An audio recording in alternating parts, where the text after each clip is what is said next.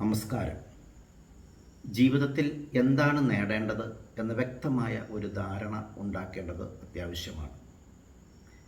ഏതുതരം ജോലി അല്ലെങ്കിൽ പ്രവർത്തനങ്ങൾ സ്വീകരിക്കണം, ജീവിതത്തിൽ എന്തൊക്കെ മാറ്റങ്ങൾ കൊണ്ടുവരാം, എന്താണ് എൻ്റെ short time goals, long time goals, ഇവയെക്കുറിച്ചെല്ലാം വ്യക്തമായ ഒരു ബോധ്യം നമുക്കുണ്ടാകണം.